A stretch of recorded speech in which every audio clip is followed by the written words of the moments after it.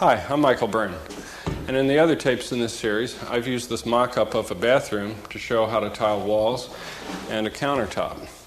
In this tape, we're going to be covering floors. Two types. A flat floor here, and over in this mock-up of a shower stall, I'll be doing a sloped mortar bed floor. Now, there are a number of ways that you can tile floors. This sample here happens to be my favorite, which is the mortar bed. But there are other simpler methods that you can use. For instance, this right here represents an ideal choice for a wet bathroom area. It has the tiles bonded to a waterproofing membrane, which is a piece of 30 mil chlorinated polyethylene, to which has been bonded a layer of polyester fibers on each side. This gives the membrane some tooth and allows the tiles to stick to one side and the other side to be attached to a piece of cement backer board. Now, cement backer board is just a piece of drywall made of sand, cement, and other ingredients. And instead of being faced with paper, it's faced with a skin of reinforced fiberglass mesh. Now, even this situation can be simplified. For instance, if you didn't need the waterproofing, this could be eliminated and you could set the tiles directly on the backer board. If you had a sturdy enough underlayment, you would not necessarily require the use of the backer board either. All of these materials are bonded together using a thinset mortar. Now, the mortar bed method also begins with a plywood underlayment, but I use a slightly different strategy for waterproofing. In this case, the membrane goes beneath the setting bed rather than on top of it. And the membrane in this case is first a layer of asphalt gum, which I've combed out using an 1/8" notch trowel. On top of that, I have a layer of 30-pound felt paper. Now, the next layer up is poultry netting, 20 gauge 1-inch mesh, and it is stapled to the plywood right through the 30-pound felt. The next layer is the mortar bed, which is just a mixture of 3 parts sand, 1 part cement, and a liquid latex additive. And you can see here that I filled in the channels left by the float strips that allowed me to place a straight edge across and level off the top of the mortar bed. Now, the next layer here is the thinset, which is a mixture of sand, cement, and retarder additives, which prevent the thinset from drying out too quickly and also increase the bond between the tiles and the mortar bed. Now, there are a number of reasons why I prefer the mortar bed method. First of all, to me, it's just enjoyable work. It's the traditional method, and its sculptural qualities allow it the ability to do things that substrates like backer board and plywood just can't do, and that is to smooth out irregular surfaces. There are many times when I'm doing a job where I have a concrete slab that goes into a plywood substrate. There may be an irregularity, or one of them may be off level, and the mortar bed really helps. Now, in this particular floor, since I'm not the world's greatest carpenter, we have a rather sizable hump. Now, if I were to set the tiles directly on this plywood, the results would be pretty sloppy. As the flat tiles went over the hump, one of the edges would be higher in relation to its neighboring tile, and it just wouldn't look good. So instead, the mortar bed method will allow me to float a nice, smooth, flat, level plane, and the tiles will sit at an equal height to one another. Now, over here are the tiles I'll be using for the job. They've been designed specifically for floor use. They have a heavy-duty glaze that has a relatively non-skid surface. The body of the tile is vitreous, and it's about a 1/2 inch thick.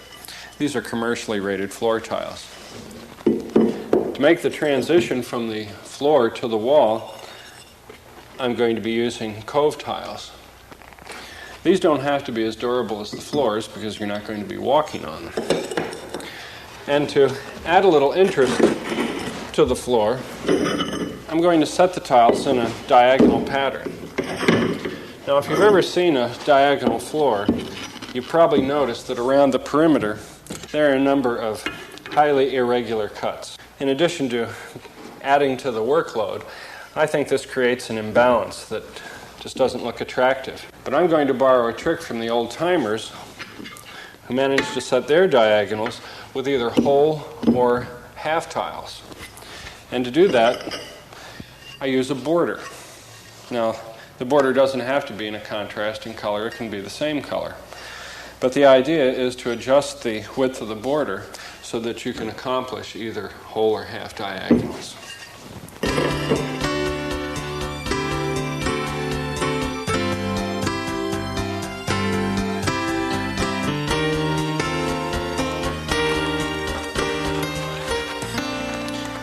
There's just a few things I've had to do before I can begin to spread out the asphalt. One of them is to reveal the piece of tar paper behind this mortar bed on the pony wall. It's really important that the membrane on the floor tie in with not only that piece of tar paper, but also this piece of noble seal over here. Otherwise, it's a good possibility there will be a leak there. The other thing I've done is taken the margin trowel and scraped up the globs of goo on the floor and pounded down any nail or screw heads that were sitting above the surface. And back here, you can see that I've pre-cut rolls of felt paper so that once I get this asphalt gum combed out, I can cover it with the felt paper immediately, and that'll keep the noxious fumes down to a minimum. So the only thing left for me to do is put on the gloves and the mask and start spreading.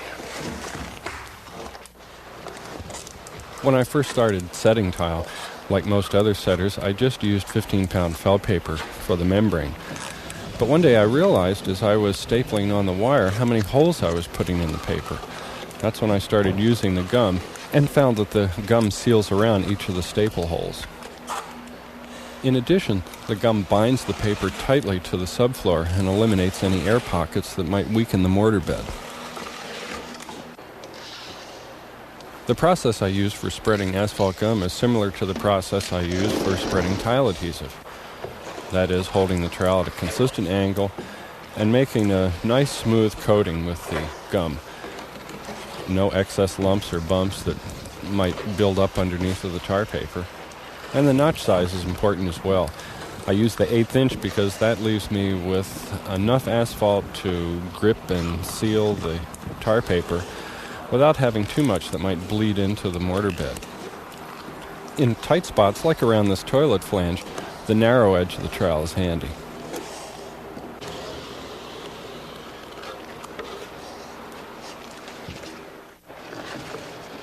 To speed up this portion of the job, I've pre-creased the paper.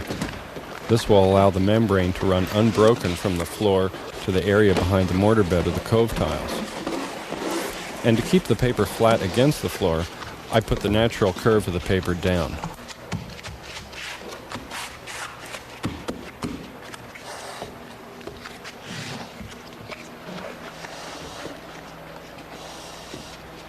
It's important around a toilet flange that you get a real good seal, but I don't find it necessary to do any precise layout. First, I make an X with the knife. Then I fold the resulting tabs back and press the paper down against the floor.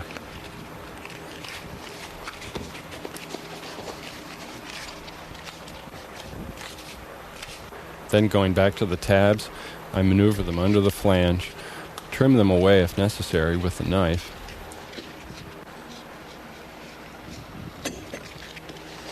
and then I finish it up with a couple more dabs of asphalt gum. That gives me a nice tight seal. If more than one piece of paper is needed, I'll overlap the pieces by at least 2 inches and seal the overlap with asphalt gum. Gum here really helps at a point where it's difficult or impractical to overlap the membrane.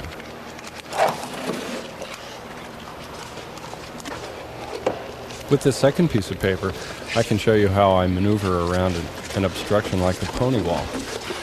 I don't get involved in any elaborate layout here. I begin by butting the paper up against the pony wall, folding it and making a slit. Then I wrap the paper around. Here at the front, I'll leave enough material for an upturn. And then it's just one more fold and cut, and that piece will be finished. At the kick space, I'll install a pre-folded piece, and that will complete the membrane.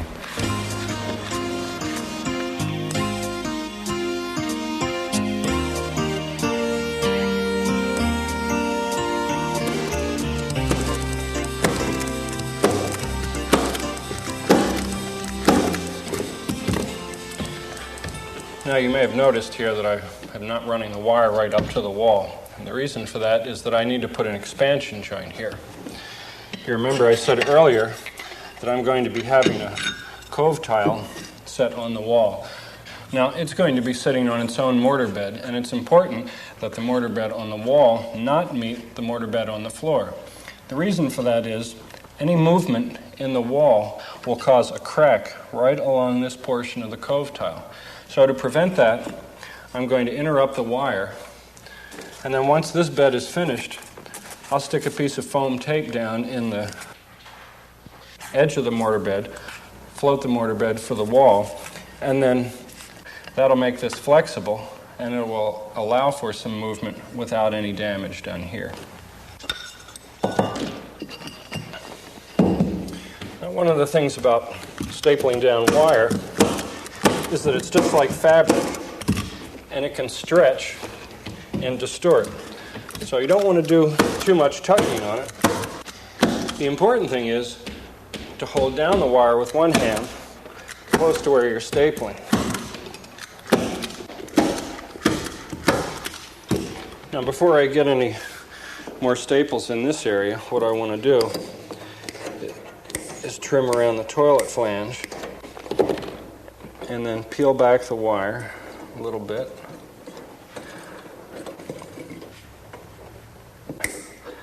I'll snip away a little bit of the wire and then tuck each of these flaps underneath the flange.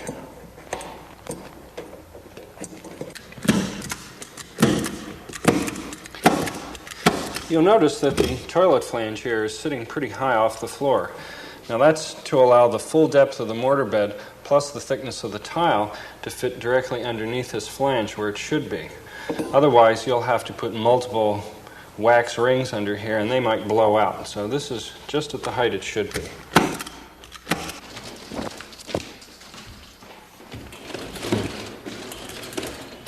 Two important things about the wire. You always want to have the natural curve of the wire hugging the floor rather than having the ends fly up. And if you need to use two pieces to fill in a space, you should always overlap those pieces by at least 2 inches. And a little more is not going to hurt either.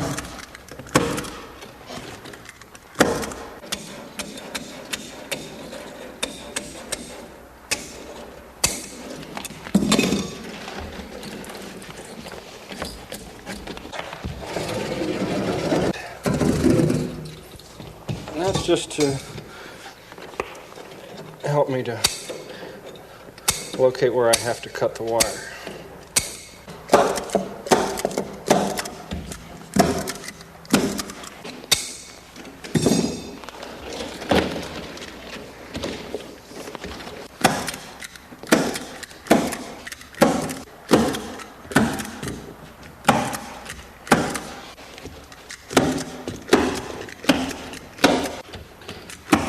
Well, that's basically it for stapling.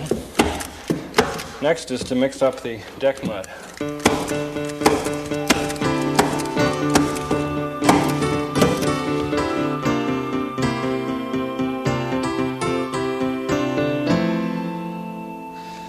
The sand I prefer to use comes in a bag, it's washed, and as you can see the particles are different sizes.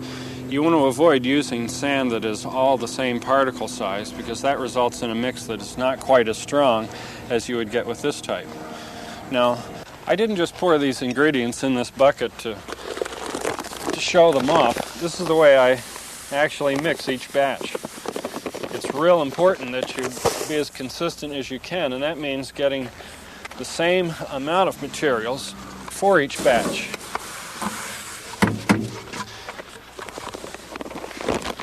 All right, here's the third bucket. Once I have all the sand dumped into the box, the first thing I do is level it out, and then I want to wet it down to the consistency I'd want if I were making sand castles. Now, although I'm using my regular mortar box here, in the past I've mixed mud up in a wheelbarrow, plywood boxes, in one case piece of 15-pound felt paper laid down over a driveway. There, it's not real wet, just damp enough to wet all the particles. Okay, before I pour any cement into the box, I'm going to layer out the sand. Then I'll pour the cement in a nice even layer. That'll make mixing a lot easier.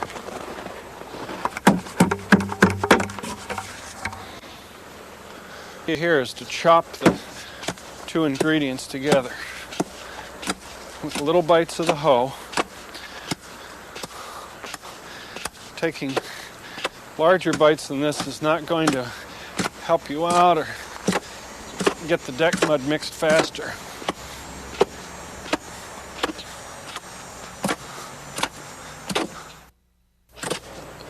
Generally, it takes about 3 mixing cycles to get all the dry ingredients combined.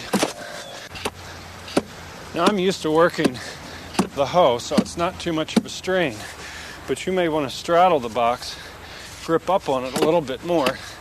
That gives you more leverage. It'll allow you to drive the hoe right down to the bottom of the box. Now I want to level this out again. Now before I put any liquid in, I punch a bunch of holes into the dry mix. That allows the liquid to run all the way down to the bottom. Now deck mud is different from brick mortar or concrete in that it's relatively dry. So I want to go fairly slow with adding the liquid. And I don't want to make it too runny. So I'll chop it a couple of times and see what I end up with.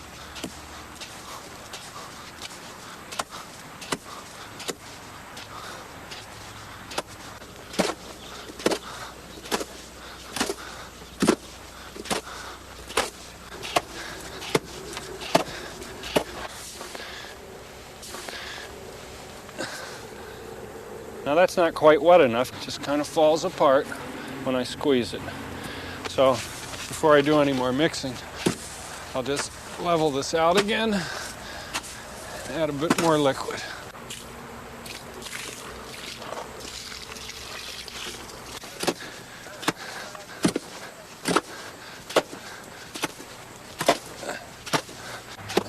Ordinarily it would take me about 10 or 15 minutes to mix up a batch this size.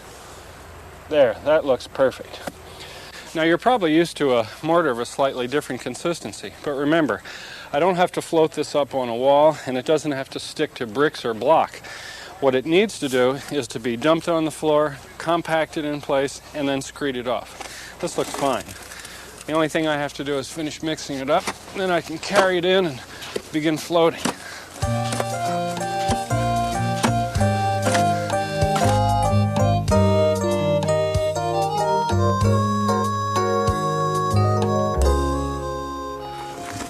Now the first step for floating a mortar bed floor is to position the float strips. And the strips I'm using here will provide a 1-inch minimum thickness on the floor. But because the subfloor is not level, I need to shim up the float strips. And to do that, I'll use mortar. Here I'm building up a ramp of mud that more or less corresponds to the slope of the subfloor. I'll spread it out loosely and then pack it down. Once that's done, I'll use the level to make sure that the mortar is level. I seat the level on the ramp and then fine-tune it with a hammer. And once that's done, I can take the float strip, position it on the ramp, and using the level and the hammer once again, tap it into its position.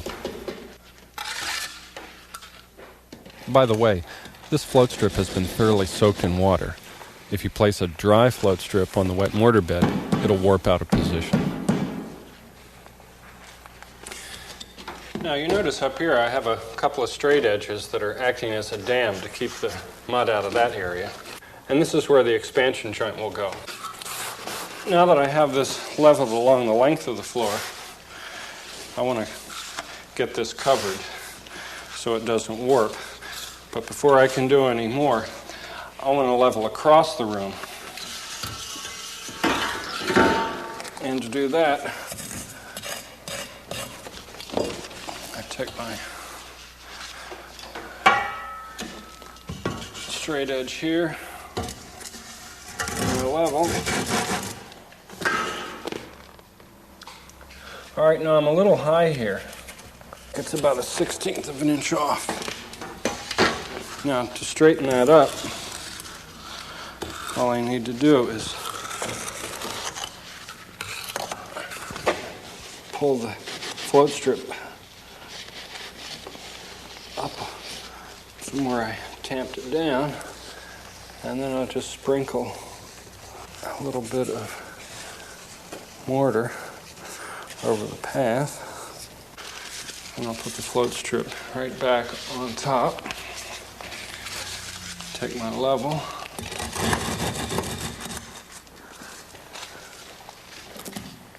This should be real close if I've sprinkled the mud out uniformly. I'll just recheck again. There, that's right on the money. Once the two strips have been leveled, I can begin to fill in the area. Now, for deck mud to achieve its maximum compressive strength, it has to be compacted. You can't simply just pour it out into the floor. Here I'm distributing the mud evenly over the whole floor area between the strips. And then I'm using the trowel to actually ram the mortar into position. Once that's done, I can begin the screeding process by bridging the two float strips with a straight edge.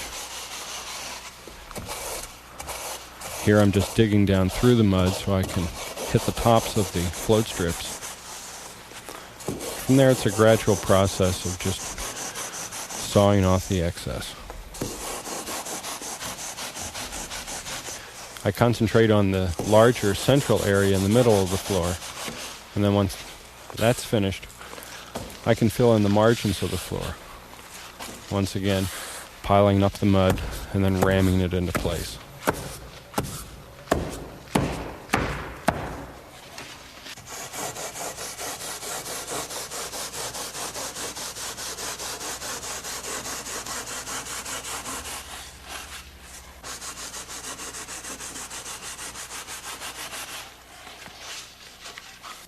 Where the screed doesn't reach, I can remove the excess with a trowel.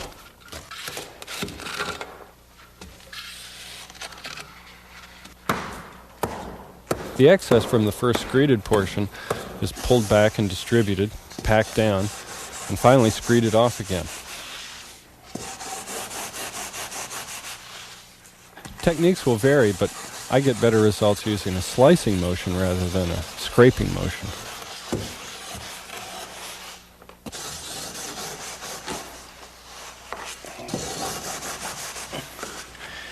All right, now at this point I have to stop because I'll need to bring my float strips forward.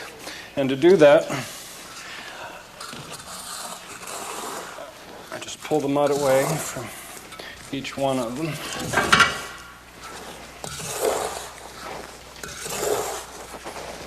And it has a couple of water jets here that keep the chips out of the way of the blade and also keep the blade cool. And I have a valve up here that I can turn the water on and off. And because the saw does throw a bit of water, I'm using it outside, and it has a insulated motor and an insulated switch. It has a couple other features to raise and lower the blade, and I have a fence here that I can make repetitive cuts with on the table. But since I need full diagonals here, I really don't need any kind of a tool to align the tile. I need merely to cut from point to point. And since I need a couple of dozen of these, I'll just cut them up and go inside and do the layout. A word about safety here. Apart from the usual considerations, you have to understand that this blade doesn't present the same kinds of hazards that a typical woodworking blade does. My main concern here is holding the tile flat against the table so that it doesn't vibrate or wobble around. If this happens, the blade could shatter and fly apart.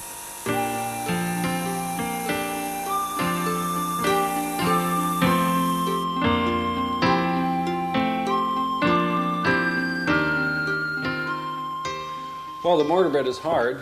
I've swept away the loose particles, and I've cleaned out the cove tile channels here and any place else where they'll be installed. And as you can see, I've done a portion of the layout. But before I explain the significance of these lines, let me take you through the entire process that I used to get this layout established. And that begins right here with the tiles. And before I start any job, I spread out an array of tiles and space them. In this case, I'm using 1/8" tile spacers. Now, since this is going to be a diagonal layout, the distance that I care about is between the 2 points of the half diagonals. And it is this dimension that I transfer to the jury stick. And since this stick is not as long as unit increments, I make 2 sets of marks. The black marks, which start here, allow me to go into the wall on the right side, and the red marks here allow me to work off the left side of the wall. And I've also made a shorter one to either extend the long jury stick or to get into tight places. Now let me show you how I use these sticks. To begin with, what I want to do is using full diagonals across this long imaginary wall and give me a balanced space on either side. And by using the tape, I've got 6 1/4 inches over here and the same amount on the other side. Now that should look pretty good.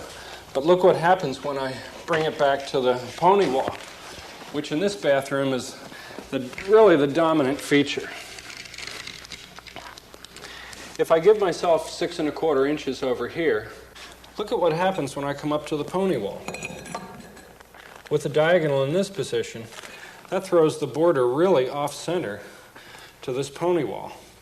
So what I'll do is make a compromise and shift it back into this position. That gives me a border that's equidistant on both sides. Now what that means is that the border over there will be about 1 inch wider. But since it will be partially obscured by the toilet, it won't be real noticeable. And over in the doorway area, I generally let the border run right through the doorway. Well, the side-to-side positioning looks real good. Now let's see how it works out from front to back.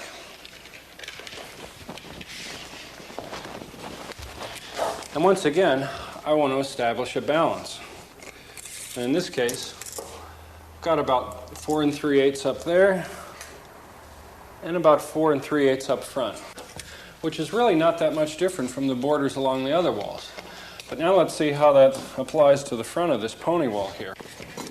If I measure out 1 tile dimension from the border here,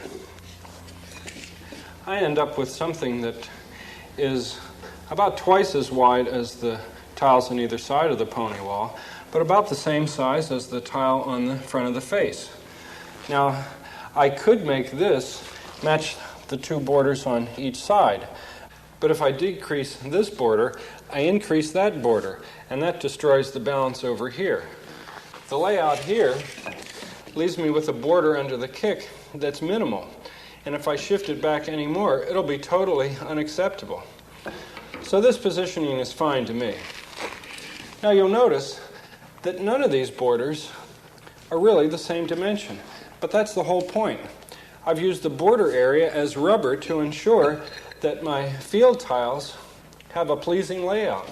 Now all this jockeying around with the jury stick was preliminary to snapping of any of the border lines. And the procedure there is to go to the most logical starting point. And for me, that meant the tub. The reason for that is that there'll be nothing in front of that tub to obscure any cuts that may be tapering. Over on that wall, where I've snapped my second line perpendicular to the tub line, there could be a hamper or something else that could help mask a discrepancy in that wall. Same thing for this line here that's set parallel to the tub line. Once these lines are all in, I can snap my actual diagonal setting lines that will guide the placement of the tiles. And I'm going to do that now.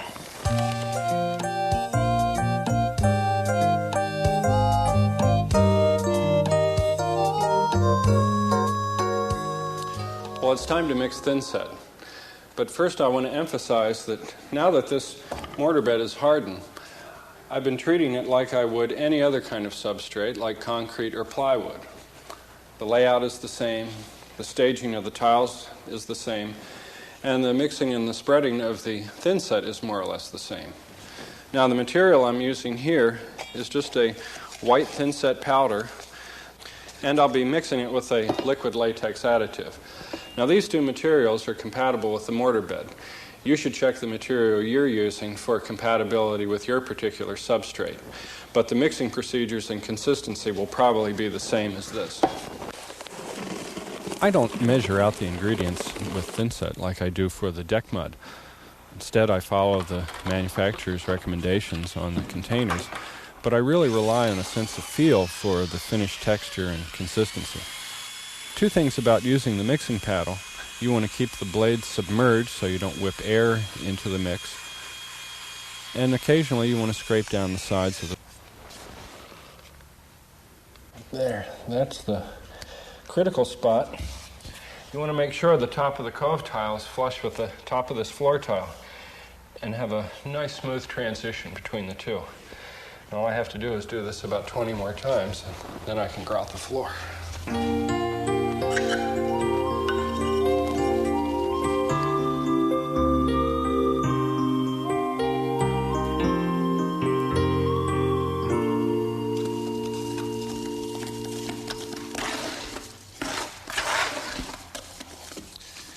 Well, I can really begin to get excited about the job now, because at this stage it means that the tiles on the countertop have been grouted, the walls are all grouted, and this is the last thing I have to do other than a little bit of caulking here and there. And I've already started the floor here out on the border by grouting the space between the border tiles with a white sanded grout. And once that dried, I covered each tile with a piece of masking tape, because I'm going to use a different color grout on the blue portion of the floor for a couple of reasons.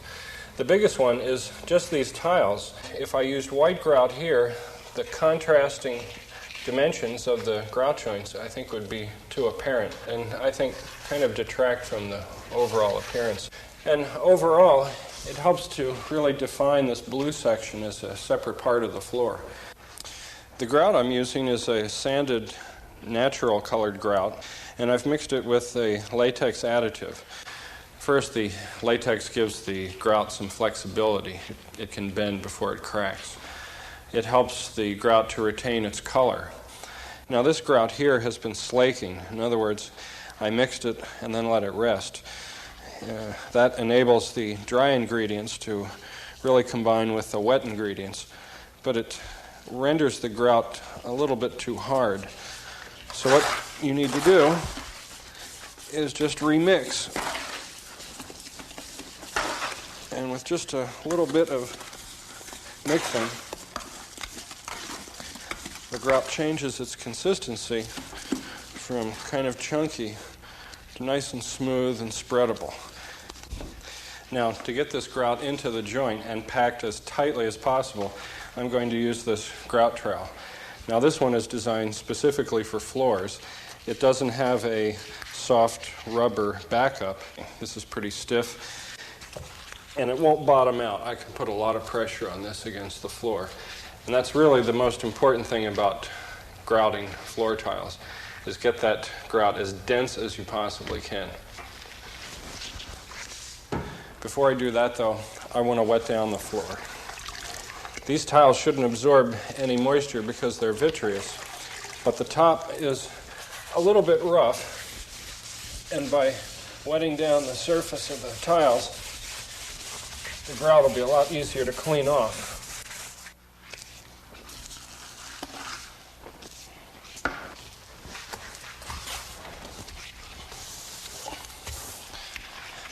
Now the first thing I like to do when I'm working with a border is go right to the edge. Now the tape helps in a couple of ways. Not only does it keep the two grouts separate from one another, but it also prevents the white border tiles from possibly being stained by the dark grout.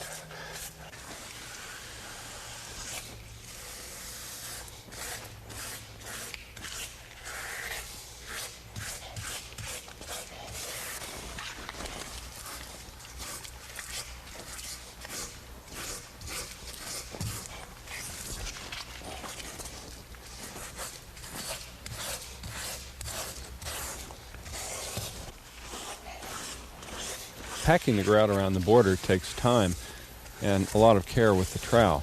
But once that's finished, I can speedily fill in the rest of the floor. The technique I use is to hold the trowel at a low angle to the floor and make several passes back and forth, forcing the grout into the joint. And the trick is to hold the edge of the trowel diagonally to the joint so that none of the grout is raked out. Once that's finished, I use the edge of the trowel held at about a 90-degree angle to the floor to cut the excess material away. And if I encounter a low spot, I take care of it right away and pack it in with more grout and cut it away. Using the trowel this way saves a lot of work with the sponge.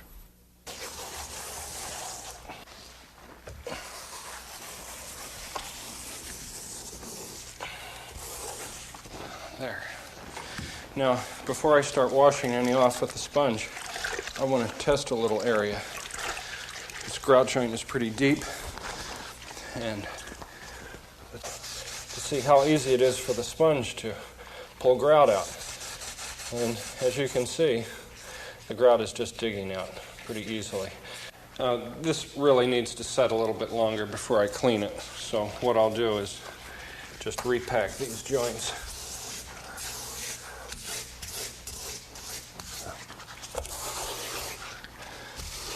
And I'll let this sit for a while.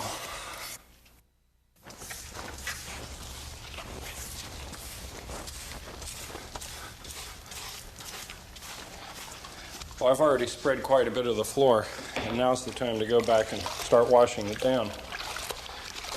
And the first thing I want to do is just pay attention to the tops of the tiles. I don't try to get too close to the edge right away.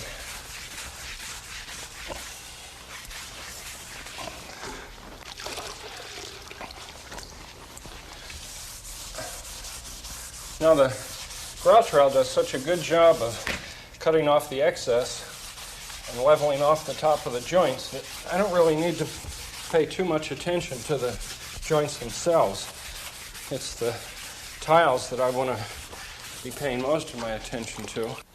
And you can see here that I really haven't had to do too much work to pare these joints down. In fact, the edge of the grout trowel did most of that. I'm just cleaning up the excess with the sponge. And now I want to concentrate on the margins of the blue tile.